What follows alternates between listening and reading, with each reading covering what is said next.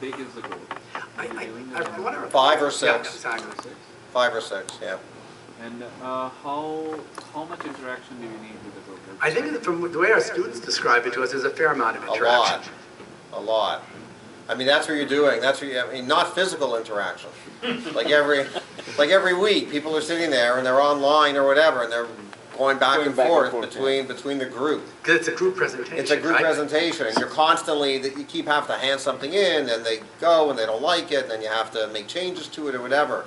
So you need interaction with your group for Capstone 1. So the 4 or 5 people will be on the same page when the presentation is well, yeah, and also they would prepare to... Otherwise, you know, otherwise each, it doesn't make sense. Right. And different people would take responsibility for preparing different parts. Another person might take responsibility for editing the whole thing and pulling it all together. I don't know if anybody here ever did an MBA, but I know when I did an MBA and we did a lot of group work, this would be very similar. Who creates those groups? I'm sorry? Who create those groups? We have a liberty to choose anyone? I don't think so. My understanding is that they determine it, okay? Because it would be too complicated to let people do their own groups. I'm not sure, but I think they try and do it based on where you live. So I think, like, you know, I don't think they're setting you up with someone in Calgary. You know what I mean? When you're here, that'd be a little strange. So I think they try and do it probably, put Toronto people together, Mississauga people together, something like that. So when we do this thing, will we get a CPA CA qualification or just a CPA? At this stage, I don't think it's possible to get the CPA CA any longer, right? I don't think that's possible. To the best of my knowledge, that's no longer the case. So it'd just be CPA. Years ago, there were ways of doing it, but that's changed. To the best of my knowledge, we'll just get the CPA. So I have an interesting question. Let's say I register in Mississauga, but I move in that summer period. Right. Would I be able to get a different group, or? You know, again, that's something that we don't have any control over. You'd have to speak to CPA Ontario, but I imagine they would take that into account. You know, and I can't promise you, I don't know, you know, it all comes to how good they are administratively, but I think they would try to accommodate you. Any other questions? Hi, Michael. I think you have described, you know, the advantages of Capstone 1 and 2 prior to sitting in the CFE. However, we have a choice to sit in the CFE alone, you know, without having it. Do you have a plan, you know, somebody choose to do that without going to the Capstone 1 and 2, you know, to a certain degree of advantages of passing it without doing the Capstone 1? Well, like, that's I mean, just coming to mind, and if we have already passed May and July, so we're in October, I think that year is over now. When is the next exam? I don't know. So, is the chance of doing a CFE without Capstone 1 and 2? So, do you help the students to prepare for them for the first day of case, which require you know more of Capstone 1 and 2? I mean, our course focuses primarily on day 2 and day 3 of the exam. The reason we don't focus very much on Capstone on the first day of the CP is till now 100% of our students went to Capstone 1. So we relied on the Capstone 1 module to prepare people. As far as day 2 and 3 goes, in theory you could take our course and not do Capstone 2. It would just mean you get less practice. So that's why we recommend that you take our course plus Capstone 2. But in theory, you could just take our course, and yes, we would prepare you for day 2 and 3. But I just can't see the downside to writing more cases, which you would get in Capstone. Exactly. The last slide I just wanted to show you before I turn over the mic to Ira to describe our course are the experience requirements. I don't think I need to read these two. I think it's pretty self-explanatory. Basically, if all members with more than 5 years of post-qualification experience and no recognized degree, right? Or if you have 2 years of experience and a recognized degree, then basically you're exempt from having the CPA Ontario assess your experience. And basically, I think this is self-explanatory. Applicants with less than the specified post-qualification experience, their CPA Ontario would have to review your experience. But if you fall neatly into one of these two categories, there really isn't any assessment involved. You're qualified to write the exams, and after you pass, you qualify as a CPA. Now again, when it comes to things like this, obviously this is something where if you have specific questions, I'd strongly recommend not asking us, but dealing directly with CPA Ontario. Okay?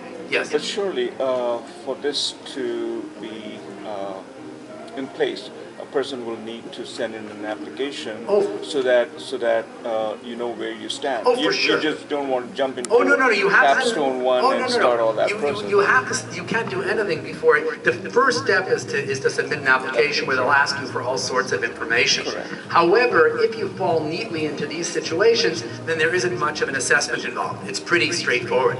But yes, I would definitely strongly recommend that as soon as possible, if you haven't already done so, to put in an application, and they will ask you for various information. Makes sense. Yeah. What I'll do now is I'll turn over the mic to Ira, and Ira will describe, somebody was asking earlier how we can help you. Ira will now describe that.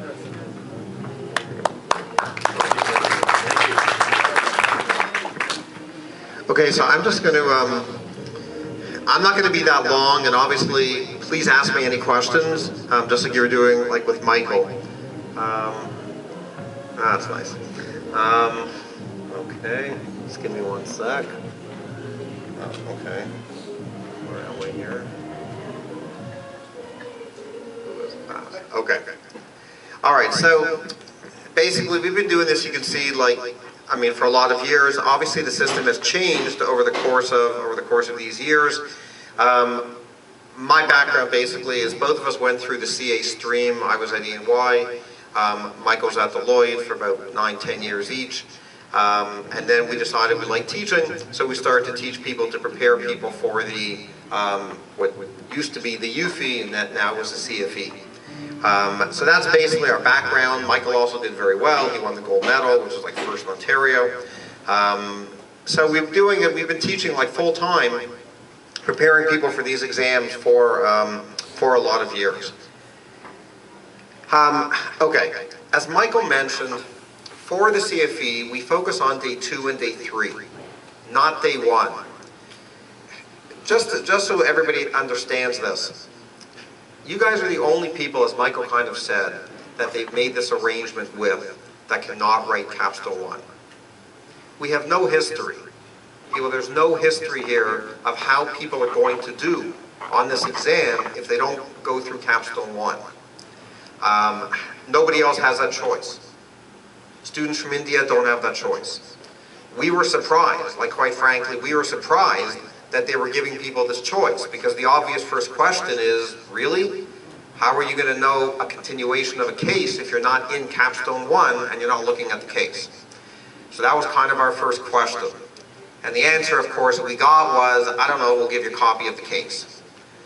So the truth is, no one can really answer this question, ultimately, you know what I mean, how this is going to play out if you write day 1, but you don't go for 7 weeks in your group dealing with this case and just kind of look at the case on your own. That's why we're a little bit hesitant, a little bit nervous to tell people, like, you know, yeah, this is great. I know you'll save money. You'll want to register for Capstone 1, and the truth is, it's time consuming and it's a hassle. And if we had our way, the whole thing wouldn't exist. But what are you going to do? You know what I mean? So you can do it, but no one can tell you how students are actually doing without going through Capstone 1. What we do is we prepare you for Capstone, we prepare you for day 2 and day 3. And as Michael said, that I'm much less worried about. If you don't go to Capstone 2, you write cases on your own. That is much less of a concern, personally, to me, because if you'd be in our program, we'd be giving you cases to write.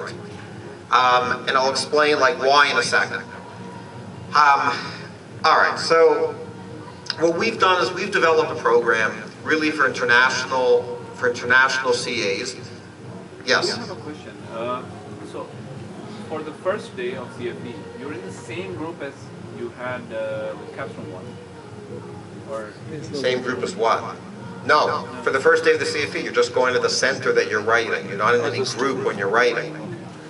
For the first day of the CFE, you're writing, but you're writing an exam that's 5 hours long that is based on the case you did for 7 weeks from the beginning of May to the beginning of July. It's supposed to be, it's a continuation of that case. So some of the knowledge that you were dealing with in those 7 weeks, presumably you're going to be going back to some of that knowledge. And if you didn't go to Capstone 1, you would have to be familiar with the case. Okay, so what we did is we put together a program for international CAs. The truth is, it's mainly, it's not exclusively, but most of the students, international students we have, are either from Pakistan or India. There's a few from England, we've had a few from Nigeria, so we've had like a few others, but the bulk of the international students would be, because of these MOUs, would be from India and Pakistan. The two basic skills that Michael was saying, what we find is, number one, depending on when you wrote in your home country, Pakistan, depending on when you wrote, people have to review the technical. So, you know, we have people that have written 20 years ago. We have people that wrote 5 years ago, 3 years ago. So there's a whole range. So number one, we've included technical as part of our program. And the main technical that people really need to gear up on is the financial accounting and the management accounting. We don't want to waste time now. I could go and explain, like Michael was kind of circling around it. There's a whole passing profile. It's like 4 different things of how you pass this exam. It's not worth explaining the whole thing because you're not going to remember it anyway. But basically, financial accounting and management accounting are the biggest pieces. Those are the biggest pieces in the exam. That's why Michael kept saying, if you do okay in financial accounting and management accounting, that's a big thing towards passing. So we give technical, we have a technical course in financial accounting where you're reviewing your technical and management accounting. We can do this because we have the luxury. We prepare students for these exams you don't have to take. Those modules you don't have to take, we have a whole technical course. So we didn't need to develop this for you guys. The beauty of this is we have the technical course, and what we've done in this program is we make it available to you. That's really what we've done.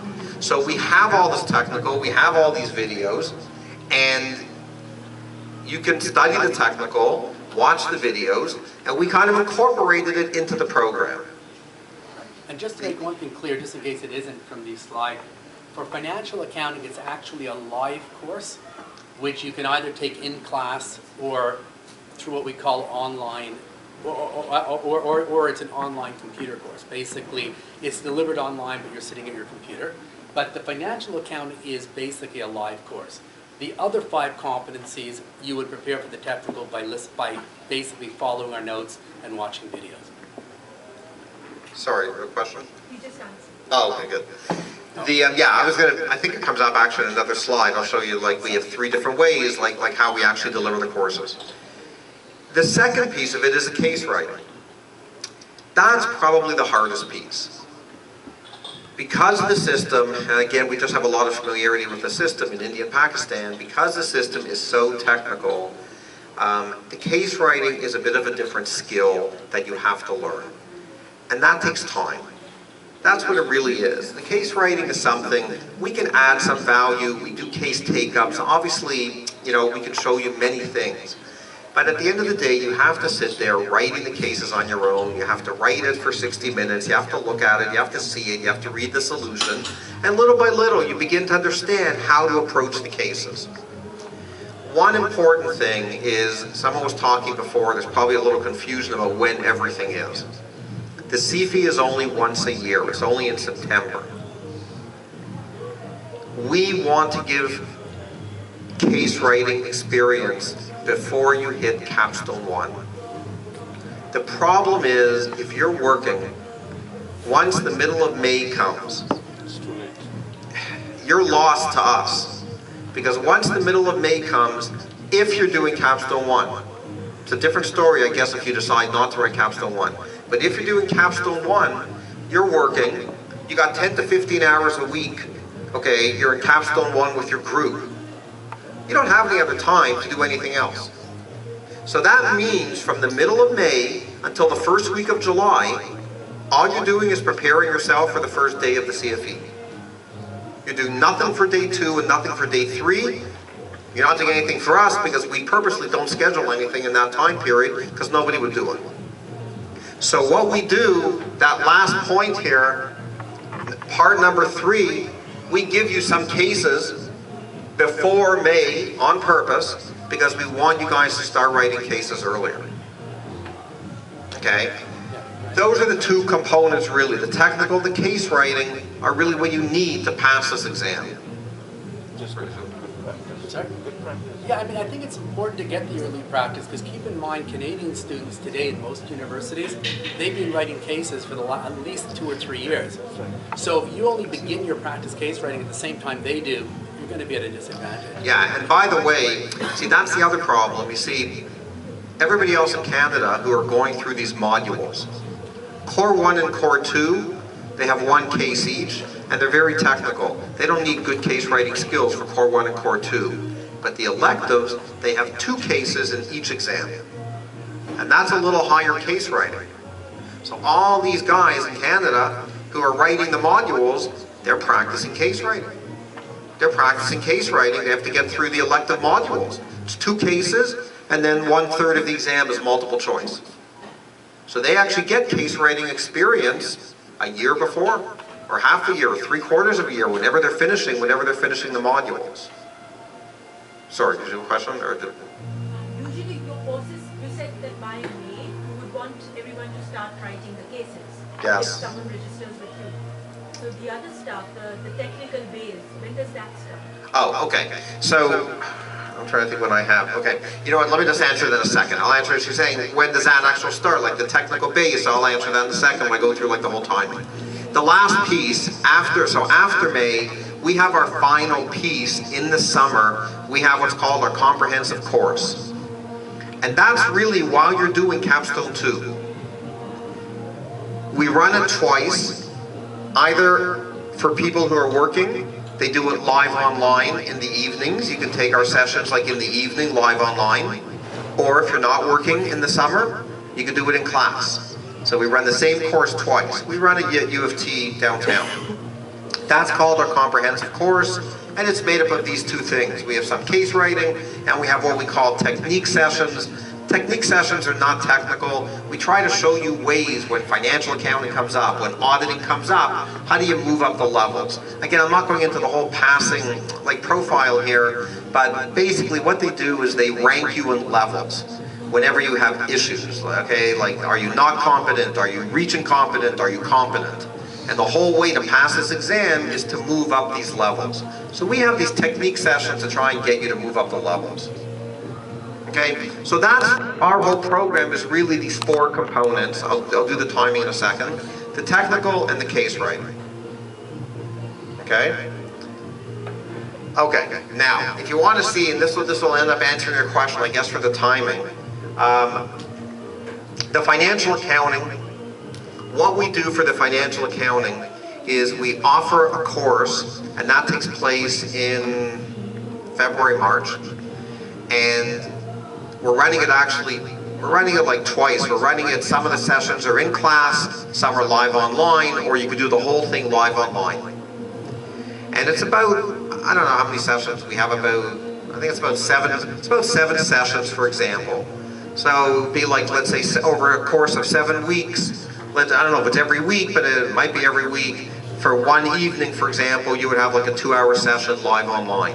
Live online means you're at your computer, you're watching me or Michael at our computer, you'll see a little picture of us, you can ignore that, and then you'll see the PowerPoint presentation on the screen, you'll have the notes in front of you, you can ask questions, you can chat by asking questions, or we unmute your microphone. It's a live class. If you miss it, it doesn't matter, we record everything, and then you can just watch the video whenever you want through the internet, we give you a password, you just watch the videos whenever you want.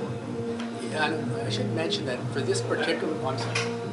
Yeah, so for these courses, do we have to register separately, or is it part of the package? It's all part of, what we did is we created one program where it's all combined. It's all combined. So everything that I'm describing now is going to be all one package. Potentially, if you didn't want everything, the truth is you could register separately. Most of the people who are international CAs don't do that because they basically need the whole package. And what we did is we priced it lower than anything else we have. So it kind of probably makes sense to register for the whole package. But if you didn't want that, you just wanted one of these courses, yeah, if you look at our website, you'll see a price just for this course if you just want to register for the financial accounting only. I was just going to add before that when it comes to the course that deals with IFRS and ASPE, you can choose the in-class or the live online version. Even the in-class version will not be during business hours. So if you prefer in-class, the in-class is generally going to be on Sundays. So whether you choose in-class or online or live online, either way it won't interfere with your work. And where is it going to be? They're generally U of T. We generally rent space downtown at U of T. Yeah, it'd be downtown U of T. U of T. Now, we give you a technical binder. We give you access to all of these technical videos that we do for the module students. This is something you do on your own. So this will allow you to review technical in any of the areas that you feel you want to review on. That can be started at any time. We have students now that have registered for next September because they want to do their technical. They can do their technical whenever they want. So what some people like to do, to answer your question about timing, what some people like to do is they say, okay, I'll use the fall, I'll gear up on my technical. We have all the videos, they're all sitting there. You can access them anytime you want. We give people a technical binder now, and they start reviewing their technical. And they're doing it on their own. Once they hit the winter, then they want to get more into the case writing, so they start practicing cases in the winter between January and May before they hit Capstone 1. What do you mean by like technical binder? Like, is this something comprehensive? So once I went your this technical binder, I don't need to see IFRS or ISIF? Well, okay, one second. The technical binder, when I say technical binder, it contains really the 5, I guess it's 5 and a 6 competencies. We also have, oh, right, we added that. Okay, it has all 6 technical competencies that Michael showed you before. That's in the binder. So it's a physical binder with all the 6 competencies. Do you need anything else? People tend to, you probably want to refer back to the handbook. So for financial accounting, we didn't just summarize the whole handbook. We have our summaries, you know what I mean, that we think are important from, let's say, for financial accounting. But while you're studying that, if you want to see something in the official handbook, you go back, you know what I mean, and you look up the handbook. Other than that, you probably don't need anything else, like any other technical resources. You know what I mean? So everything would be really in the binder to gear up technically. Yeah, no, I would agree. This would be your primary source for study. Occasionally, if you want to refer to something else, let's say we dealt with something and you still don't fully understand it, you can always go back to something else. But I would think that 95